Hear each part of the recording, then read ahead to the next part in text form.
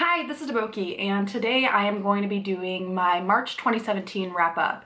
If you're new to my channel, I usually do my wrap-up sort of categorized by how much I like a book. I don't like to do star ratings because it kind of stresses me out to add like a quantitative measure on how much I like a book, but I do divide these up by DNF, did not finish books, / books I really didn't like, and I talk about books that I'm kind of like meh on, like they're fine, but they just didn't really work for me. Next is books that I liked, and the last is books that I loved.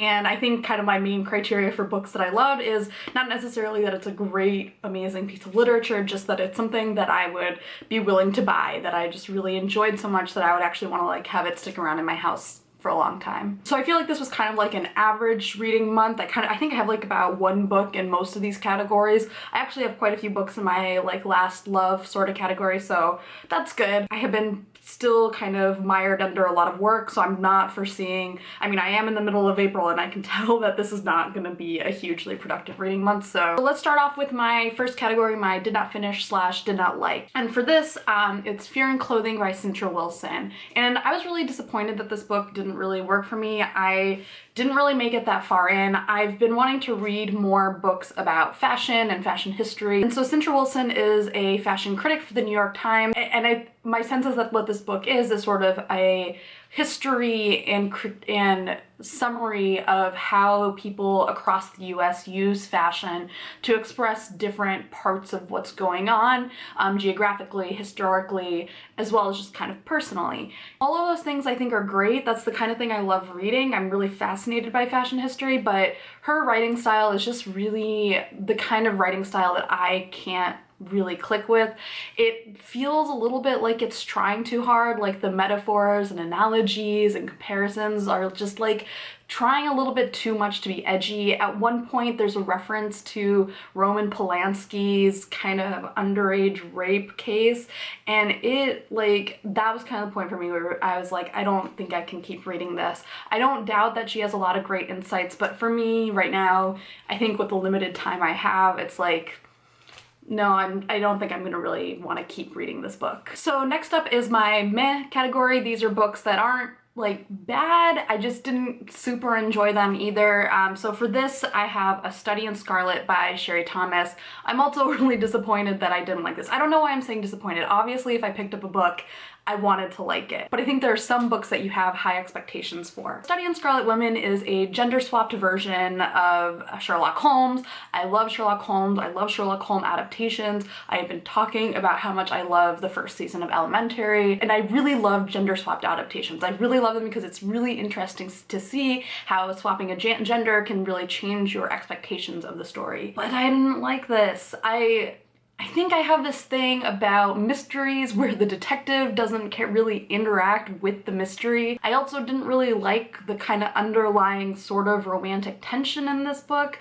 Charlotte Holmes, the Sherlock Holmes equivalent, she's a really interesting character, but I feel like she was not really given that much to do. Like, it's another detective who actually does all of the investigating, and I understand why that makes sense in the world of this book, because it's a book still set in the time of Sherlock Holmes, so it's not like women are just like gallivanting around solving mysteries, but I just like, it was kind of like, what's the point then? There were some parts I liked, there are some characters that I like. I really enjoyed seeing how Charlotte's kind of attentive to her family. I did like to see how Charlotte's sort of navigating the expectations that have been put on her and how she's like really aggressive about defying them in some ways, but yeah, it didn't work for me. I think some of the problem might be me and the expectations I have. I think I have very specific expectations for adaptations of books I really love, and so this did not meet those kind of linchpins of what I want in a Sherlock Holmes adaptation. Next up are the books that I loved, and for that, I have the Lady Snowblood series, which is written by Kazuo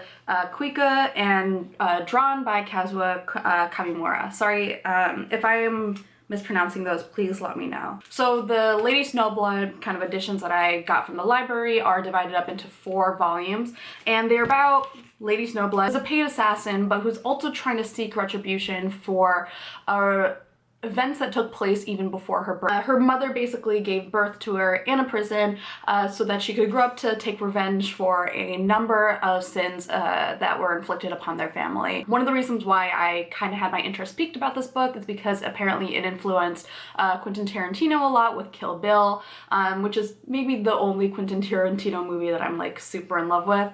And I love female revenge stories, so it was super up kind of that alley. It was a really interesting book to read because it's clearly rooted in a period of Japanese history where there's a lot of tension in terms of old versus new, east versus west. There's a lot in there about kind of fashion and how that plays into it, so it did kind of scratch that particular itch, which I wasn't expecting. I think the only thing for me that like is hard, it's not, I don't know how to kind of grapple with it, but I do want to say that there is kind of a lot of depiction of sex and naked bodies, and especially kind of female naked bodies, and it's one of those things that can kind of like hit that particular nerve of like where if you're tired of things like Game of Thrones' use of sexual violence against women, it might kind of make you reach your saturation point. But I did really enjoy this story. I'm super glad I read it. I don't know, I put it in my like category. It might even be in my love. I think I have to reread it. I really want to watch the movie. I actually checked that out from the library, so I know it won't be exactly the same, but I'm really interested to see how that goes. And in my last category, which is the love books, I'm first going to talk about The Vegetarian, which is by Han Kang. So The Vegetarian is a book about Young Hee, a Korean housewife who decides to become vegetarian after having a series of violent and disturbing dreams. And I did a review for this, which I'll link to below, and basically I love this book. I did not expect to. I think it helped that it was short, and so it was very easy to kind of get invested in these characters, even if there's kind of very little information that you're given about them. I really liked seeing how different points of views give you different perspectives of what's going on as you're trying to piece together your own understanding. So I really loved it, and yeah, like I mentioned in my review, I am surprised by how much I love this book because I am still just starting to get into the infancy of enjoying literary fiction, and I think this was a really good book as someone who's kind of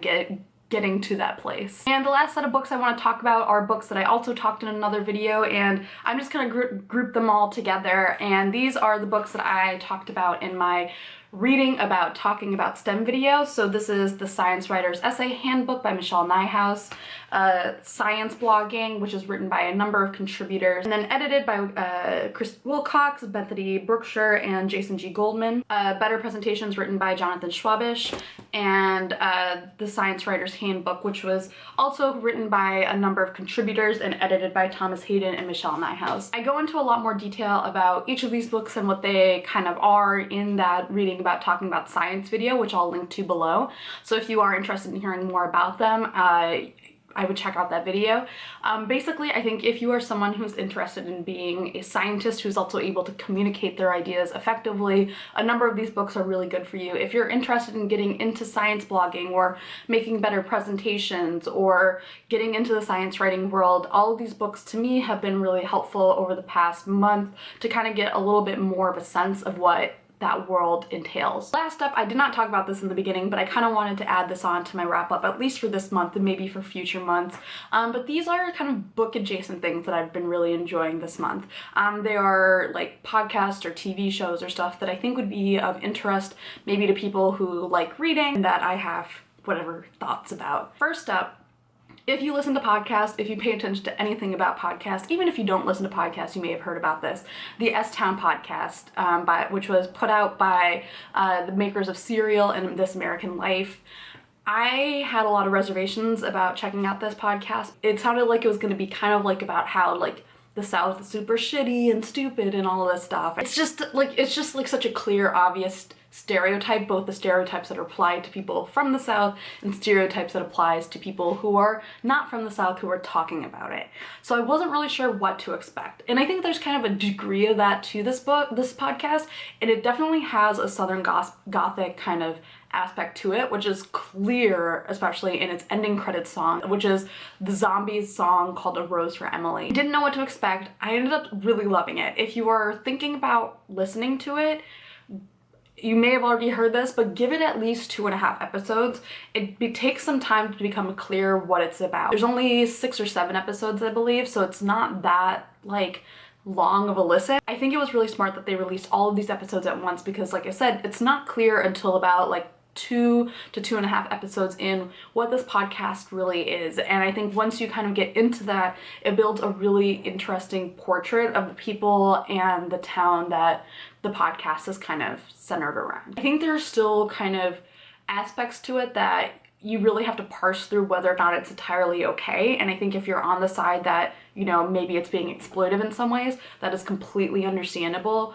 For me, I think there were a lot of factors to it that made what it does really interesting, really compelling, and also not strictly exploitive. But like I said, I think there are definitely questions about that. So if that's something that's keep giving you pause, I'm not trying to say that, you know, it's going to be 100% okay, but I think it is worth giving a listen. And the last thing I want to talk about is that yesterday I marathoned Big Little Lies. So I talked about Big Little Lies, the book, in my last wrap up, and I think I loved it. Pretty sure I did. If not, I at least liked it. Ugh, this is like the pitfall of my ranking system. But I really enjoyed Big Little Lies. It's this really great book about these women who all, their kids all go to the same school, they're all in the same kindergarten, and kind of about the secrets that they're hiding and how these all end up kind of coming together and exploding in one big awful way.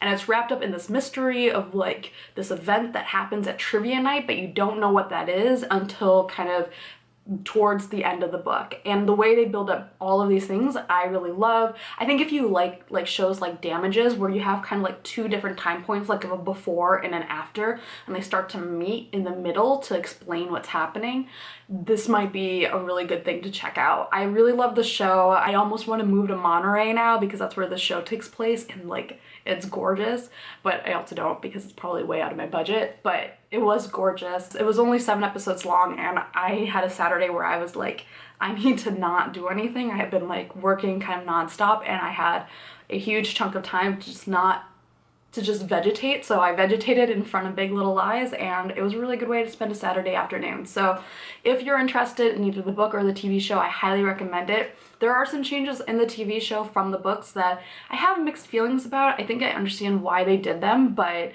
I think overall it stayed really true to the spirit of the book, and I really, really liked it, and I hope there's more TV shows like it. So that is my wrap up for this month. If you've read any of these books and want to talk about it, feel free to do it below in the comments, or if you want to follow me on Twitter or Goodreads, I am okidokiboki on Goodreads and okidoki_boki on Twitter. So yeah, bye.